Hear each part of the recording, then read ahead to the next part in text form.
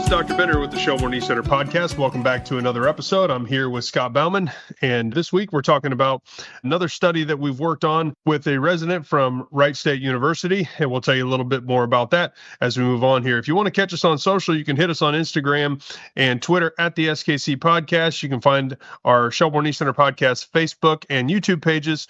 If you'd like to email us, you can do so at the skcpodcast@gmail.com. And if you're interested in the content you hear tonight and you want to hear subsequent content on down the road, make sure to follow us and leave us a comment for those that come behind you so they can learn about it as well. And before we get into tonight's episode, just want to give a plug for the new segment that we have been doing.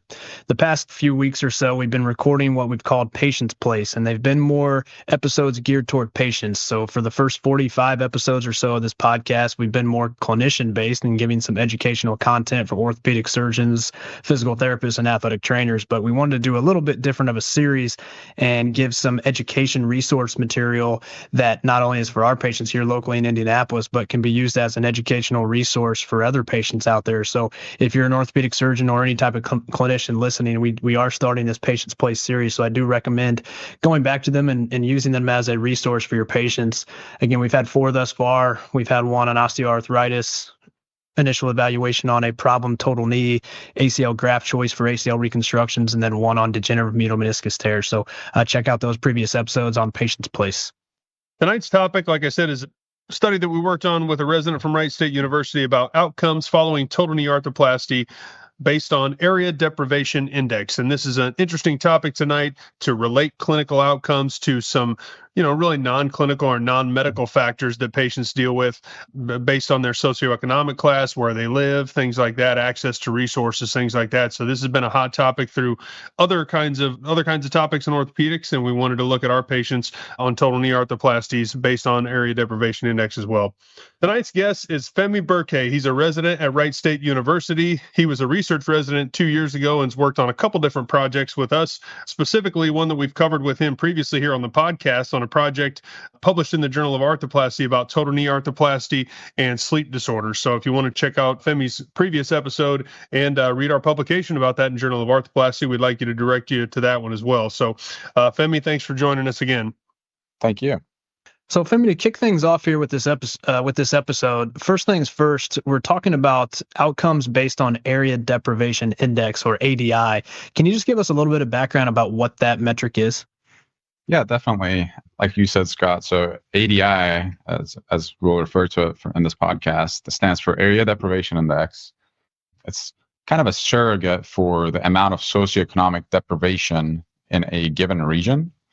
The metric was created, I believe, in like the 1980s by the Health Resources and Services Administration. And it's a composite score that uses an analysis of income, education, employment, and housing quality and other markers of poverty. And it lets us quantify socioeconomic disadvantage for a given area. And just as a brief summary, a higher ADI indicates higher level of socioeconomic deprivation, whereas lower ADI means less deprived areas.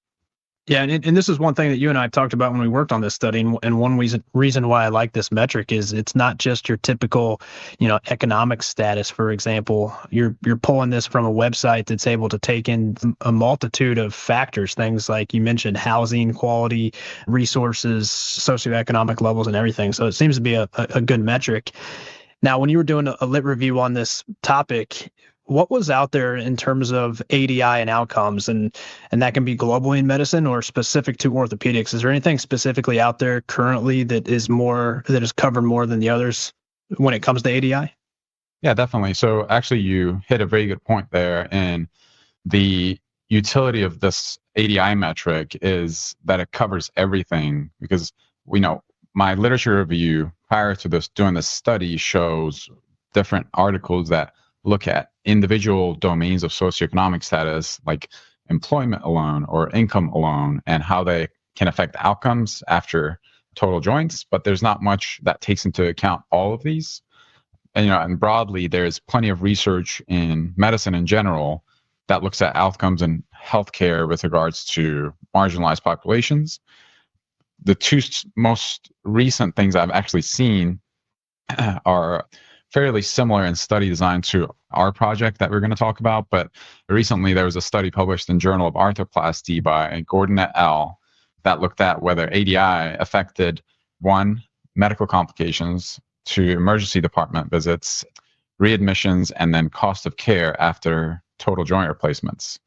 And they showed that higher ADI led to higher rates of these complications and ED visits as well. And then again, a similar study from Journal of Orthopedics by Shimizu et al., which again looked at ADI and whether disadvantaged patients are at higher risk of complications after revision total joints. And they found that ADI alone was not a significant predictor of these complications. So it's just a hot topic right now and something, worth looking at. So tell us a little bit about this specific study and the rationale of kind of how we went about this. We tried to relate it to a couple different factors that were out there previously in the literature. So tell our listeners about how we chose to approach this and factors that we tried to look at that weren't covered by previous literature. Definitely. So first of all, I personally have an interest in joint reconstruction myself. It's probably the subspecialty that I'm going to pursue after residency. And then, especially earlier on in my resident education, I would always hear the notion that patients that undergo total hips often do really well in terms of, patient satisfaction postoperatively, whereas comparatively total knee patients, there can be higher proportion that are unsatisfied for one reason or another. And there's been a lot of research into the objective markers of why that may be, but less focus on, patient specific parameters like that, whether it may be something like, mental health or, we looked at last time in the last podcast, sleep disorders, or something out of their immediate control, like socioeconomic status that can affect their outcomes. So, and then, like Scott said, recent literature, although they look at socioeconomic factors, they don't do a good job of clumping those together into one variable. So I think that's where our study really provides a new avenue, is that we look at a surrogate of everything that may impact patients from a socioeconomic standpoint and with regards to outcomes and total knee replacements. Yeah, and specifically, we also wanted to look at this study in regards to compliance with postoperative physical therapy. If you've listened, for our listeners out there, if they've listened to any of our previous content, we talk an awful lot about the vital importance we think that preoperative and postoperative physical therapy makes in our patients' outcomes, and how we can engage our patients to get better functional outcomes by engaging our physical therapy partners, working as a team, et cetera. So that's another factor that I thought was interesting in the way that we chose to look at this, was looking at area deprivation area deprivation index as a surrogate marker also for access to resources, which we know is different depending on your socioeconomic class, where you live, distance from the clinic, things like that. So that's another way we tried to look at it. Tell us a little bit about the hypothesis for this study. When we kind of got through, this is what the previous literature says, this is the way we want to attack it. What was our hypothesis for this study? So, Dr. Banner, like you said, there's multiple things that we looked at in this. So I think that our first hypothesis was that patients from areas of higher socioeconomic deprivation would have relatively poor rates of late follow-up. So, following up at up to 8 months or later due to whatever barriers, they may face, including transportation, healthcare literacy. And then secondarily, patients with poor late follow-up rates would in turn probably have worse range of motion, worse strength, and in turn worse outcomes overall. So kind of putting this all together here, you talked about the literature review and some rationales for the study, and now we've hit the hypothesis. Can you talk us through and discuss the methods of this study? Sure. So just, briefly, this was a retrospective study. We looked at patients that underwent primary total knees at our institution between 2007 and 2022, I believe. And then with regards to ADI specifically, this was determined based on patient addresses that was recorded within their electronic medical chart at the time of initial visit. then patients were categorized into terciles based on this ADI. So patients in the low tercile, which was ADI of 1 through 33, were considered the least deprived. And then the high tercile, being ADI of 67 to 100, were the most deprived, and then middle in between. And we also looked at baseline patient demographics, including age, BMI, and ASA and sex. And then our main exclusion criteria was if patients were missing ADI data. And so we compared the different ADI groups based on these baseline demographics, as well as how they did over 2 months, 4 months, and 12 months postoperatively as a result of which ADI tercile they belong to. Good review there. Thanks, Fehmi. And let's talk now about the results that let's I guess backing up a little bit. What metrics did we use for outcomes, and what kind of physical therapy parameters did we look into before we move on to results? So with regards to our outcomes, like we had mentioned already, one of our outcomes was to look at follow-up rates. So between the three terciles, low, middle, and high, we looked at which patients, if any group, were less likely to follow up at quote unquote the late follow-up period, which was deemed to be 8 months or later. And then beyond that, we also looked at different domains of rehab. So we looked at, I guess, preoperatively, flexion and extension range of motion, as well as strength. And then we looked at these parameters postoperatively. And then with regards to patient-reported outcomes, we looked at differences in KOOS scores, being total KOOS and all subdomains between all three ADI terciles. All right, thanks, Fehmi. That's a nice review of the methods that we had. Let's get into really the meat of what this study found. Let's talk about the results for our listeners. Sure. So to summarize the results, so there were 1,511 patients in the final analysis. That included 516 patients in the low ADI group, 490 in the middle, and 505 in the high ADI terciles. And again, I think it's important to repeat that the low ADI tercile represents patients that are least deprived, and the high tercile represents the patients that are the most deprived socioeconomically. I don't want to cut you off there, but I'll tell you that that's one of the things that I've struggled with throughout this entire process of this study is trying to figure out what means what. High degree of deprivation means potentially lower socioeconomic status, lower access to resources, and low deprivation means higher access to resources, higher socioeconomic groups. It tied me up at knots sometimes, if I'm being honest, but thank you for reviewing that. Carry on. Yeah, of course. And I agree with you. That's why, honestly, I keep saying it over and over so that it's not confusing to anyone. But yeah, absolutely. So to begin with, there were no significant differences between terciles with regards to age, sex, BMI, or ASA classification. And then patients in the middle and high ADI terciles, so the relatively more deprived groups, were significantly less likely to be compliant with their late follow-up visits. But follow-up compliance did not have a statistically significant effect on any KOOS subdomain except for KOOS symptom scores. Yeah, I thought one of the most interesting things in the results of this study was I wondered how the Area Deprivation Index breakdown was going to work amongst our patients. I wondered if we were going to have a skewed population towards higher deprivation groups or lower deprivation groups. And one of the strengths, I think, of the study is the numbers were 516, 490, and 505 were the ends for each of those groups. It doesn't really matter which one's which. They're all about the same. So we got a pretty even distribution. And when it came to the compliance, it kind of played out like we thought it would, that people who had higher degrees of deprivation were less likely, we think would probably have less resources with regard to transportation, be less likely to get off work, have more difficulty, getting to the visits, et cetera. And it did play out like that, but it did not necessarily lead to a difference in their ultimate outcome, whether or not they had differences in their follow-up percentages. So interesting topic right off the bat there, that the results of this study sort of went in the direction we thought it would, but then maybe not so much in another way. Yeah, I agree with you. And, the discussion we've already had while working on this project is that, patients that are doing really well, just don't care to show up to some of the follow-up appointments at later periods, which makes sense to me. If you're completely happy with it, you don't necessarily need to show up to further visits from a patient standpoint. So that's a possible explanation for what we saw there. It's really interesting when you start digging into the, well, what does this mean type things when you look at this data.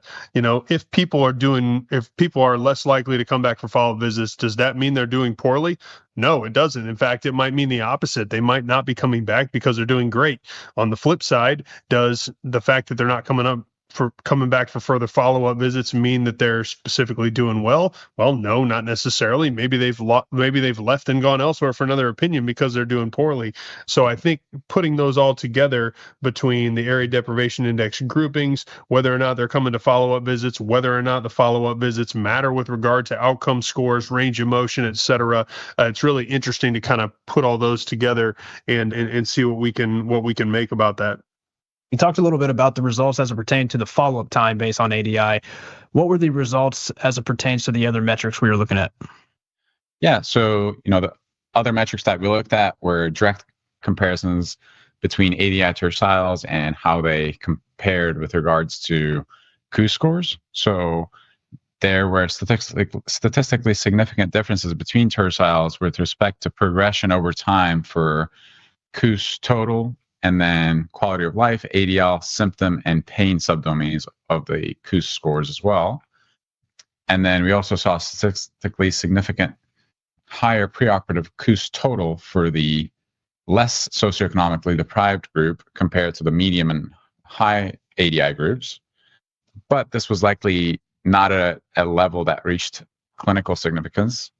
And then similarly, there was a statistically significant difference in 1 year total KOOS scores for patients that were in the high tertile, so the more deprived patients, compared to the medium tertile. So their total KOOS scores were lower, and this was significant statistically, but again, this was likely not clinically meaningful. And then although there were no significant differences in progression over time between the three groups with regards to normalized strength, there were differences at each time interval. So the main thing that this showed me was that patients in the lower ADI group, so the less socioeconomically deprived patients, started at a higher normalized strength pre-op and therefore had higher normalized strength at each subsequent follow-up visit as well. And this was similar for range of motion between groups as well. So the less deprived group started at a better point preoperatively, and this seemed to follow up over time compared to the more deprived groups. Yeah, this is when I thought the results really got pretty interesting. And if I could go back and do it over again, I think, and maybe we didn't have the numbers or whatever, I don't know the reason, but looking at satisfaction rates on this, where you're just getting somebody's rate of satisfaction based on satisfied, somewhat satisfied, or dissatisfied, because you're right. When you look at these numbers, the progression through time from a clinical standpoint may be negligible. So it seems like everybody seems to progress pretty well from a functional standpoint. But then when you break it down to the objective measures that you talked about, the lower ADI group seems to start with better flexion and end with better flexion. They start with better strength and end with better strength. But at the end of the day, they pretty much all end up at the same point, which begs the question, what's really at play here? And I'm not sure exactly the ADI answers it. We talked at the beginning that the ADI is a good conglomerate or multitude of factors to look at, but it doesn't really dig down into one. You talk about follow-up time. Well, it's probably transportation. It might be, socioeconomic status if they, can't afford to take off work or whatnot. But, when it comes to these other objective measures, I find it interesting that the progression was the same, but some maybe started higher and ended higher. But again, it goes back to the end the same from a functional or subjective standpoint. And I don't know what your thoughts on why that may be. I'm not sure I know the answer, but I want to get your thoughts on that. Yeah, definitely. And especially for the listeners, there's a lot of data. So again, to, I guess, summarize all that, I think it's important to just say that, there were the biggest things that were different were that patients that were less deprived preoperatively seemed to have better range of motion and strength. but over time, this seemed to be negligible between the three groups.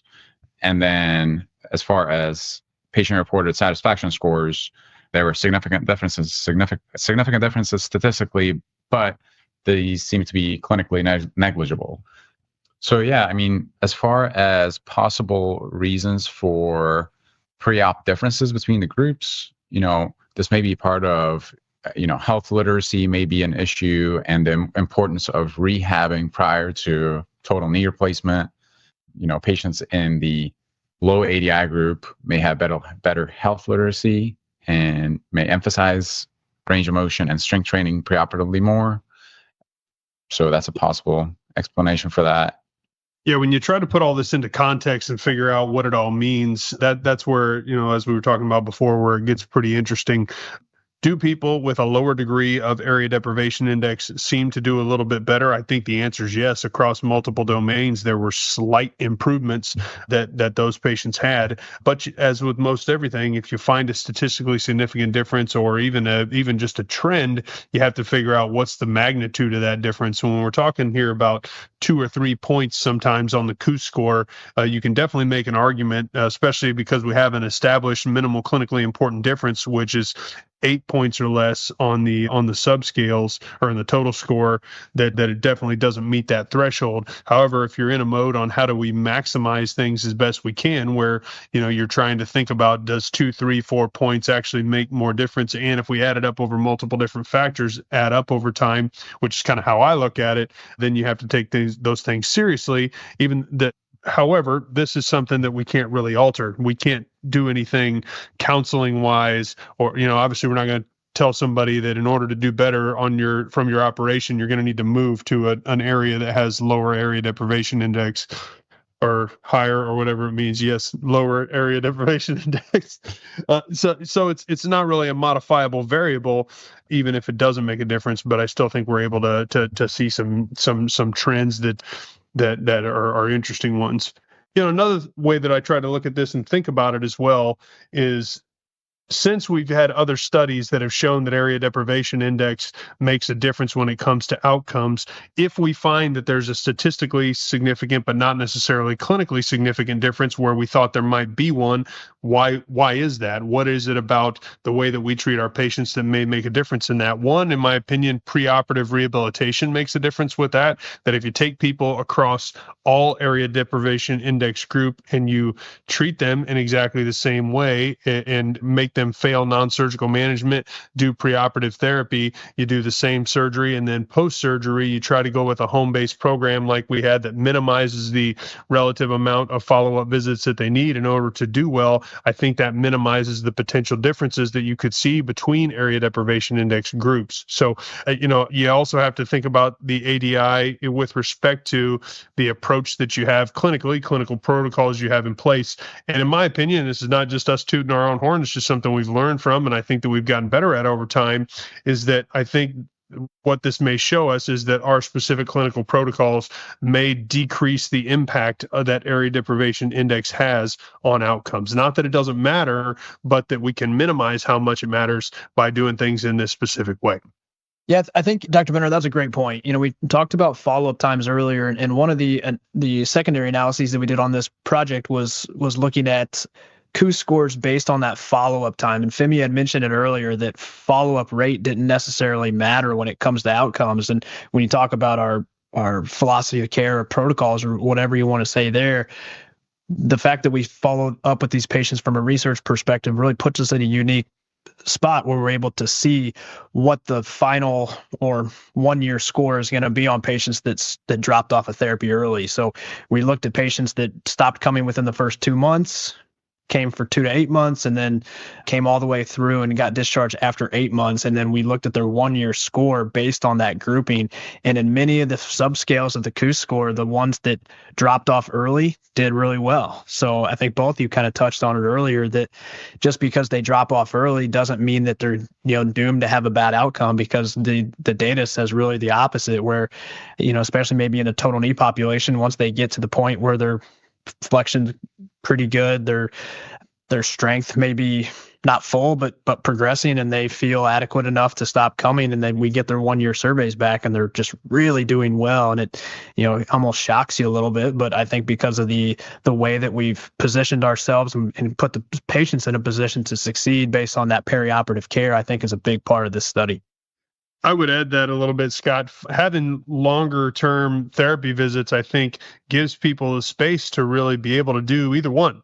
That if they think they're still not where they want to be and they're getting further on in the recovery, that they still have a check-in time at 3, 6, 9, 12 months after surgery, versus if they get to 3 months, 6 months and they're killing it, then they're doing really well, they don't necessarily have to come back for those visits. So, I think when you put it all together, I hopefully have learned from this, and hopefully we can teach other people about this, that the protocols being set up the way we are, that we've detailed in our previous episodes, may be able to blunt the differences between area deprivation index groups and hopefully end up with still having good outcomes despite where you live, what your socioeconomic background is like, et cetera. So as we kind of put a bow on this, Fehmi, what would be the kind of take-home points that you would have for our listeners after reviewing all this study had to offer? Yeah.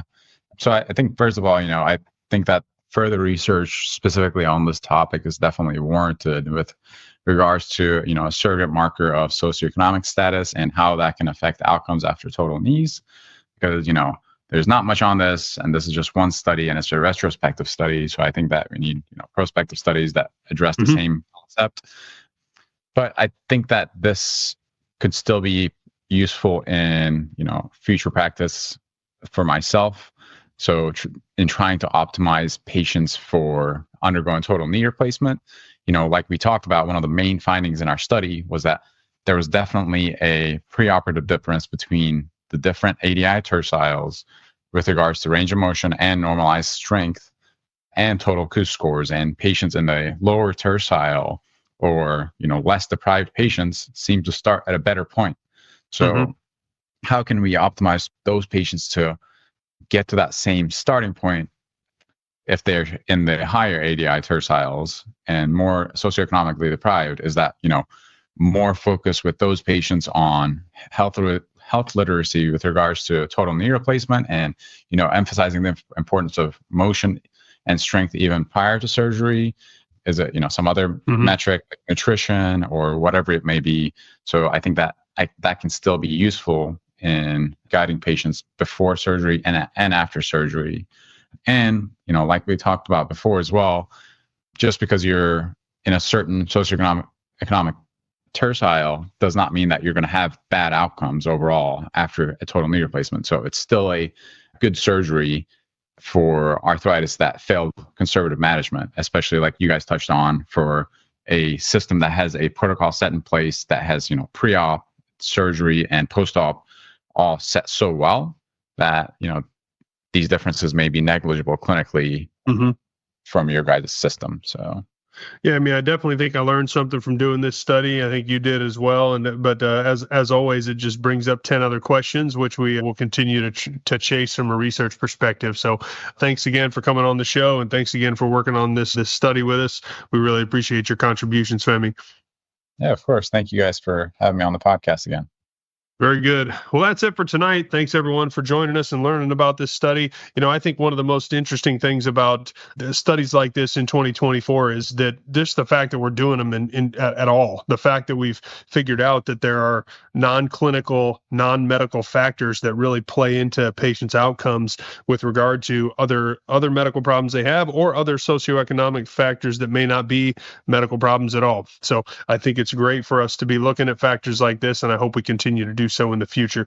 Like I said before, if you want to catch us on social media, you can find us on Twitter and Instagram at the SKC Podcast. You can go see us at our Facebook and YouTube pages for the Shelbourne East Center Podcast. If you have any questions you'd like to ask us, send them to the SKC Podcast, skcpodcast@gmail.com, and follow us to make sure you don't miss any of our subsequent content that we have. If you'd like to leave us a comment and a review for others to learn about us, that'd be great as well. So we'll see you next time on the Shelbourne East Center Podcast.